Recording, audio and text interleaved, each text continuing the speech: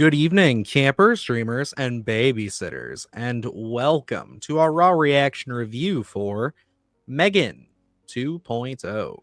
2 years after M3GAN's rampage, her creator Gemma resorts to resurrecting her infamous creation in order to take down Amelia, a military-grade weapon who was built by a defense contractor who stole M3GAN's underlying tech. I was a little bit surprised when we walked into the theater. I'm not going to lie, Luke. It really doesn't feel like it's been that long since M3GAN came out. You know, the first one. This feels like a very exceptionally quick turnaround. Were you feeling that at all? No, yeah, I was right there with you. We walked into the original M3GAN on a cold January night in 2023, not really expecting too much out of that film. And I will say, as certainly walking out of that theater, I was pleasantly surprised. And they leave that one off with potential for a sequel, but we weren't really sure if we were going to get one. I could maybe infer that it felt like maybe we get another one with the way the box office was looking a week after, but I didn't expect this quick of a turnaround to be here in 2025, June of 2025, saying we've already seen M3GAN 2.0. Yeah, and sometimes I think, especially with horror, that's a good sign. That means that they're hot on the property, they want to move things forward. But with anything else, it does kind of beg the question, all right, where's this coming from? Was this something that we had an idea to do and we really wanted to kind of thread the needle a little further? Or was this something that purely happened because of the box office? Now, to be 100% truthful, it's a little bit of both, probably. But for the most part, I think, if I'm just going to be honest about M3GAN 2.0 here, I wasn't crazy about it going in, just like the first M3GAN, but with the first M3GAN, pleasantly surprised. M3GAN 2.0, I think you said it best when you said if you've seen the trailer, you know what you're getting out of this movie.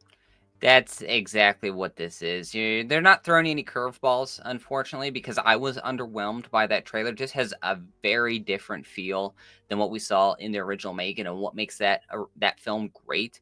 It seems like it really stripped that away and decided to really laser focus on this kind of androids fighting each other and really doubling down on that aspect of it. It doesn't really feel like horror.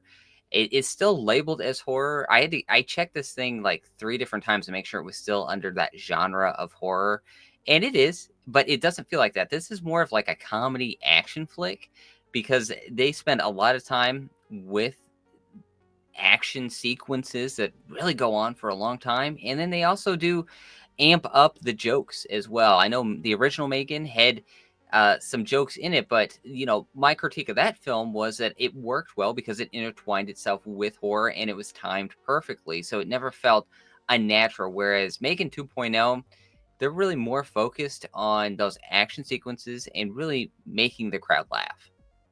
Yeah, and what was interesting about M3GAN when we go back and look at it is like how that movie was, I believe, pitched and designed as an R-rated film. And we all saw what happened there, where they released another version on home media that was the R-rated cut. It really feels like they just did the exact same thing again with this, because where this movie could have been, I guess, crossing into the crosshairs of it being still horror is if they would have delivered on some of these kills. But man, they're way more PG-13 here than I think they ever were in the first film. I remember the first film having a couple of moments that were like, oof, that's a little intense. And then when you get that extra R-rated cut, it's like, okay, I see what you were trying to do there. This, I feel like it's just so cut back. Absolutely. I think you feel it way more in this one. And I think it was, from the very start, from the ground up. A little peek behind the curtain, I am doing a video on the original M3GAN that's going to be coming out at the end of the week. So I've done quite a bit of research, and Kayla Cooper wrote that script after meeting with the execs over at blumhouse, and really took that idea of M3GAN and really developed it. And that script was written initially as a rated R film. So when we go into that, building that groundwork, it is a rated R film. I think it eventually switched. James Wan had asked the Kaylee Cooper.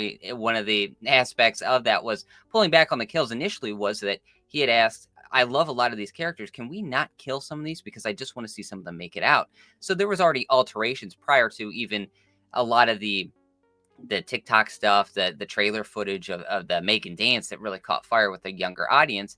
And then we ended up going into that PG-13 route. But at the very base root of that film, it was rated R. Whereas M3GAN 2.0, I think they looked at what M3GAN had become at the box office and said, we have to, from the very start here, we're going PG-13. We have to go a different route. And it feels like that. Again, they doubled down on the action sequences and the comedy. There isn't really any horror in here. I think maybe sometimes they try to dabble, but it doesn't really ever hit because if they try it, they pull back instantly and they go back into the action sequences. It's all in service of a joke too. Like, I think the most like horror scene that I can think of, you've seen it in the trailer, where she's looking over the dude who's sleeping and talking to him. It's like, yeah, it's at first a little creepy, and then it's like, oh, it's just jokes. You know what I mean?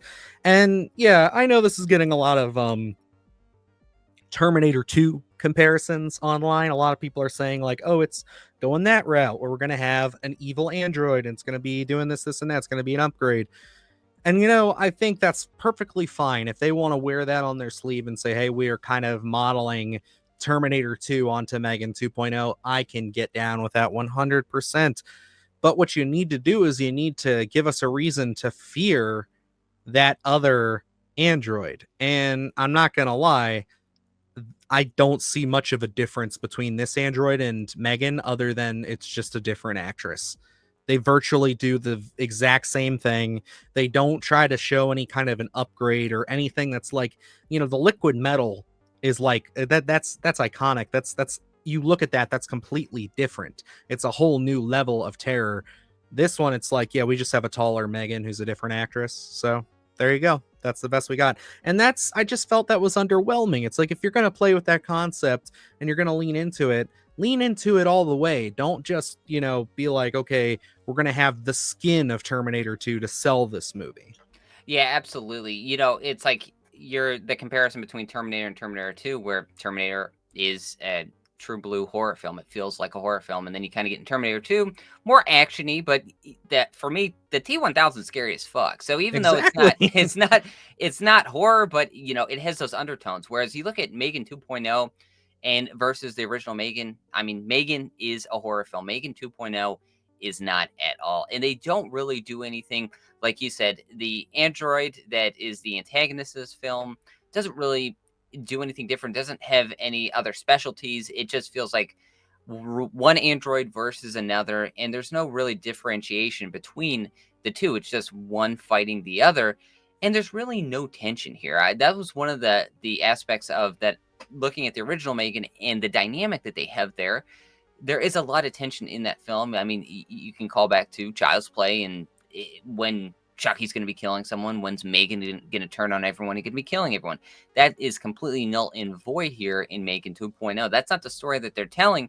And, you know, we talked about 28 years later and how kind of maybe expectations were a little bit different in that film going in from the trailer or just from 28 weeks later. And, you know, it's sometimes you have to critique the film that you get rather than the film you wanted. But when it's such a heavy departure like this, where there are no horror elements, this isn't, it's a franchise film, but we're completely switching the genre here. It's certainly jarring, and it becomes very underwhelming when you realize they're not making any attempt. When we're talking Child's Play, it's like, you know, Bride of Chucky for me is one of my favorite in that installment, and they certainly inject a lot of comedy in there, more so than we had seen previously, but we still keep those horror undertones to that film, and it is certainly in line with the franchise, maybe a little bit different, maybe a soft reboot in terms of we get Tiffany and other things, but it still works in sort of the franchise, whereas M3GAN versus M3GAN 2.0, they're completely two different films. Absolutely. It's just everything from not only the interaction between M3GAN and our characters, which, you know, I would say the performance for M3GAN was relatively consistent. But for me, I felt like the relationship between Katie and Gemma, like, I felt like we actually did a lot of work to build up those characters a little bit in that first film. And I will say that's one of the more memorable parts for me was we have that really extended, opening in the sense of that first act. We don't even have M3GAN really. And, that's really impressive that they took that route. It just feels like even though they're the same actors, that like all of that chemistry is just washed away.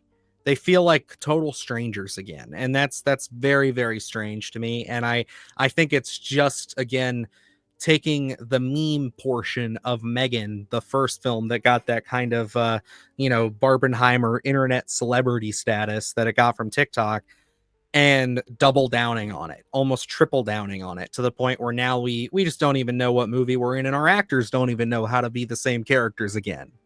It really does feel like the success of M3GAN, everyone was brought back a couple weeks later and said, hey, we got to capitalize on this, and we're making a sequel because we have to, rather than we had a great intriguing idea. It really just feels like we wanted to get M3GAN back on screen. This could be a big franchise if we wanted to go that route, which it'll be interesting to see where they go from here, just because so tonally different, and we're switching up so many dynamics here. I don't even know what we would want to do in anything if we ever wanted to approach this again, because it seems like they want to make this into a franchise with this M3GAN 2.0. So I don't know if that's ever going to be a thing, if we're going to be seeing M3GAN ever, but it just tonally, these things don't mesh at all. And like you said, going into a sequel, you have the beauty of a foundation of characters that you've already built, and you have that chemistry, you have that dynamic, and we don't capitalize on that. We're just telling a different story